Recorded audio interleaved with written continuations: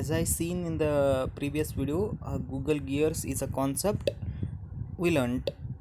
So Google gears ಆದಮೇಲೆ Google company completed. ಅಲ್ಲಿಗೆ ನನ್ನ ಗೂಗಲ್ ಕಂಪನಿ ಇನ್ನು ಕಂಪ್ಲೀಟ್ ಅದ. ಏನು ಕಲ್ತ್ರಿ? ಗೂಗಲ್ ಒಳಗೆ ಡೆವಲಪ್ ಹೆಂಗೆ ಮಾಡ್ತೀವಿ, ಗೂಗಲ್ API ಇಂಜಿನಿಗೂ Post.comಗೂ ಹೆಂಗೆ ರಿಲೇಷನ್ ಅದ, ಗೂಗಲ್ ಗಿಯರ್ಸ್ ಅಂದ್ರೇನು, ಈ ಇಷ್ಟು ಟಾಪಿಕ್ಸನ್ನು ನೀವು ಕಲ್ತ್ರಿ.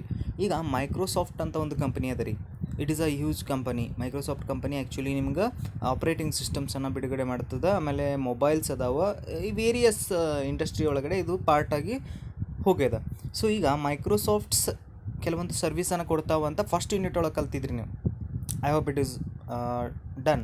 ಅಜೂರ್, SQL, .NET ಈ ನಿಟ್ಟಿನೊಳಗೆ ಒಂದಷ್ಟು ನೋಡಿದ್ವಿ.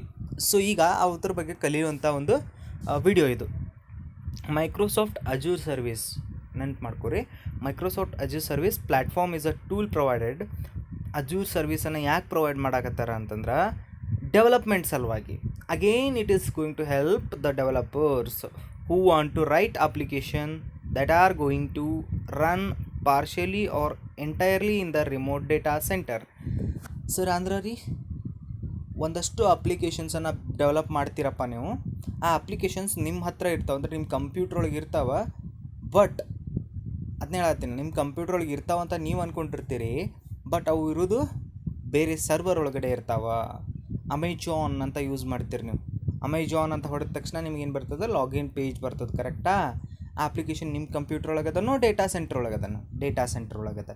ಸೊ ಅಂಥ ಅಪ್ಲಿಕೇಶನ್ಸನ್ನು ಡೆವಲಪ್ಮೆಂಟ್ ಮಾಡೋ ಸಲುವಾಗಿ ಮೈಕ್ರೋಸಾಫ್ಟ್ ಅನ್ನೋ ಒಂದು ಅಜೂರ್ ಅನ್ನೋ ಒಂದು ಸರ್ವಿಸನ್ನು ಇಟ್ಟಾನೆ. ಯಾರು? ಮೈಕ್ರೋಸಾಫ್ಟ್ ಕಂಪನಿ ಇದಾವ.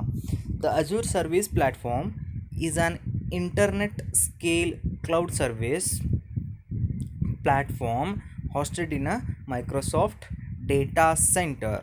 ಇದನ್ನು ಅಜೂರ್ ಪ್ಲ್ಯಾಟ್ಫಾರ್ಮ್ ಸರ್ವಿಸ್ ಅಂತ ಯಾವಾಗ ಎಲ್ಲಿ ಹಾಸ್ಟ್ ಮಾಡಿದರು ಅಂತಂದ್ರೆ, ರಿಲೀಸ್ ಮಾಡೋದು in the Microsoft data centre ಒಳಗೆ ಅದನ್ನು ರಿಲೀಸ್ ಮಾಡಿಕೊಂಡ್ರು. ಅಜೂರ್ ಪ್ಲ್ಯಾಟ್ಫಾರ್ಮ್ ಪ್ರೊವೈಡ್ಸ್ ಏನೇನು ಕೊಡ್ತದೆ, ಅಜೂರ್ ಪ್ಲ್ಯಾಟ್ಫಾರ್ಮ್ ಏನೇನನ್ನು ನಿಮಗೆ ಪ್ರೊವೈಡ್ ಮಾಡ್ಲಿಕ್ಕತ್ತದ. ಆಪ್ರೇಟಿಂಗ್ ಸಿಸ್ಟಮ್, ಒಂದು ಆಪ್ರೇಟಿಂಗ್ ಸಿಸ್ಟಮನ್ನು ಪ್ರೊವೈಡ್ ಮಾಡ್ತದೆ. A set of developer service, ಎರಡನೇದು ಡೆವಲಪರ್ ಸರ್ವಿಸಸ್ ಸಲುವಾಗಿ ಒಂದಷ್ಟು ಸೆಟ್ ಆಫ್ ಟೂಲ್ಸನ್ನು ಹೊಂದಿದೆ. So that can be use individual R together. ಈಗ ನೀವು ಇಬ್ಬರು ಡೆವಲಪ್ ಮಾಡತ್ತೀರಿ, 3 ಮಂದಿ ಡೆವಲಪ್ ಮಾಡತ್ತೀರಿ ಅಂದ್ರೆ ನೀವು 3 ಜನ ಯೂಸ್ ಮಾಡ್ಕೋಬೋದು. ಅಥವಾ ನಾವು ಒಬ್ಬನೇ ಡೆವಲಪ್ ಮಾಡತ್ತೀನಿ ಅಂದ್ರೆ ನಾವು ಒಬ್ಬನೇ ಯೂಸ್ ಮಾಡ್ಕೋಬೋದು. ಆ ನಿಟ್ಟಿನೊಳಗದ. Next, Azure can be use to build new application. ಹೊಸ ಅಪ್ಲಿಕೇಶನ್ಸನ್ನು ಬಿಲ್ಡ್ ಮಾಡಲಿಕ್ಕೆ ಈ ಪ್ಲ್ಯಾಟ್ಫಾರ್ಮನ್ನು ನೀವು ಯೂಸ್ ಮಾಡ್ಕೋಬೋದು. To run from the cloud or to enhance existing application. ಹೊಸ ಅಪ್ಲಿಕೇಶನ್ನ ಕ್ರಿಯೇಟ್ ಮಾಡಿ ಕ್ಲೌಡ್ ಒಳಗೆ ರನ್ ಮಾಡಲಿಕ್ಕೂ ಅಜೂರನ್ನು ಯೂಸ್ ಮಾಡ್ಕೋಬೋದು.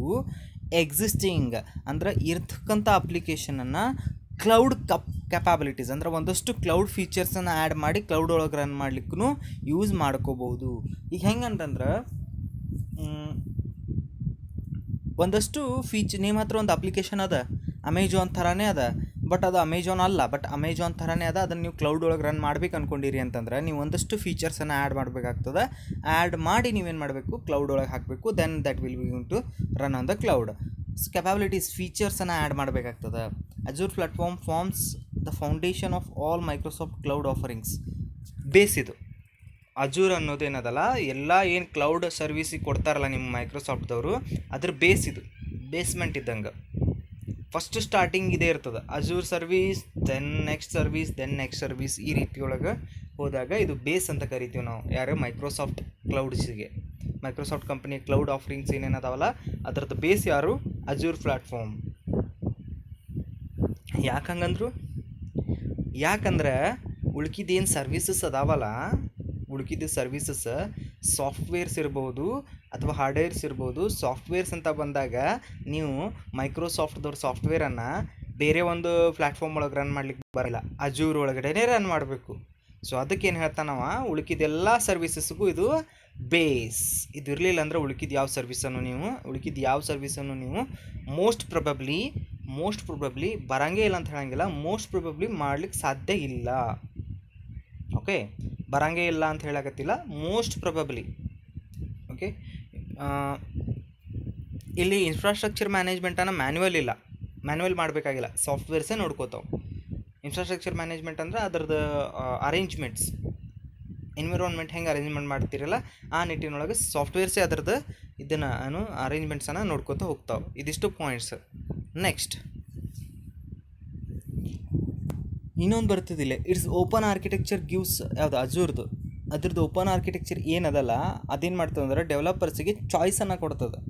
Weather build web based application or application running to connected devices, ಅಂದ್ರೆ ನಮ್ಮ ಡಿವೈಸ್ ಒಳಗಡೆ ಇರ್ತಕ್ಕಂಥ ಅಪ್ಲಿಕೇಶನ್ ನಾವು ಕನೆಕ್ಟ್ ಮಾಡ್ಕೋಬೋದಾ, ಅಥವಾ ಹೊಸ ವೆಬ್ ಅಪ್ಲಿಕೇಶನನ್ನು ಡೆವಲಪ್ ಮಾಡ್ಬೋದಾ, ಆರ್ ಸರ್ವರ್ಸ್ ಹೈಬ್ರಿಡ್ ಸೊಲ್ಯೂಷನ್ ಈ ರೀತಿಯೊಳಗೆ ಒಂದಷ್ಟು ವರ್ಕ್ ಮಾಡ್ಬೋದಾ.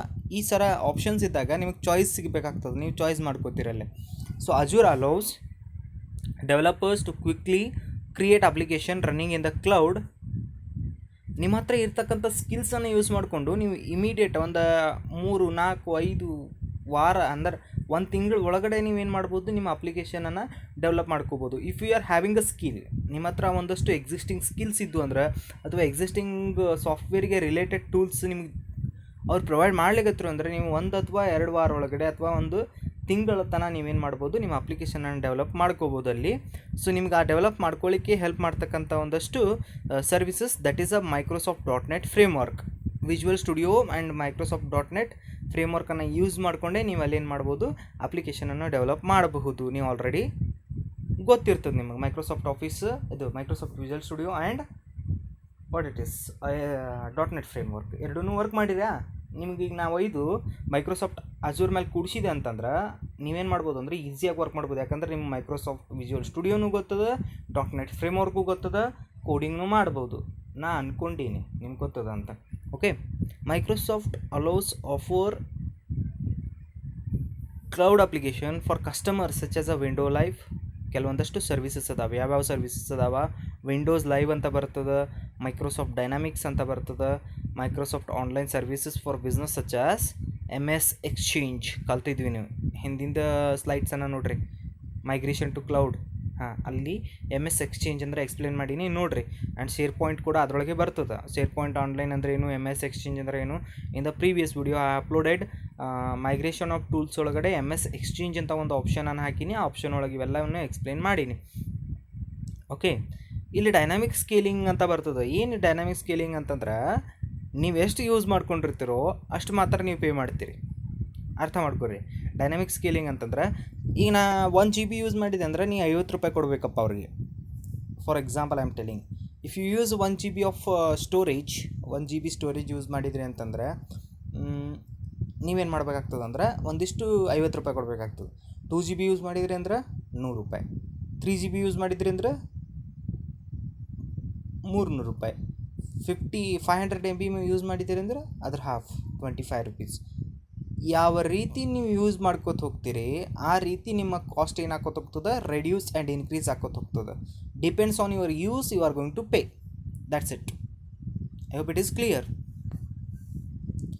ಮೈಕ್ರೋಸಾಫ್ಟ್ ಒಳಗಡೆ ಸೆವರಲ್ ಸರ್ವಿಸಸ್ ಬರ್ತಾವೆ. ಲೈವ್ ಸರ್ವಿಸ್ ಅಂದರೆ ಏನು, ಆಮೇಲೆ ಮೈಕ್ರೋಸಾಫ್ಟ್ SQL ಸರ್ವಿಸ್ ಅಂದರೆ ಏನು, ಮೈಕ್ರೋಸಾಫ್ಟ್ .NET ಸರ್ವಿಸ್ ಅಂದರೆ ಏನು, ಈ 3 ಸರ್ವಿಸಸನ್ನು ನೋಡೋಣಂತ ಇನ್ ದ ನೆಕ್ಸ್ಟ್ ವಿಡಿಯೋ.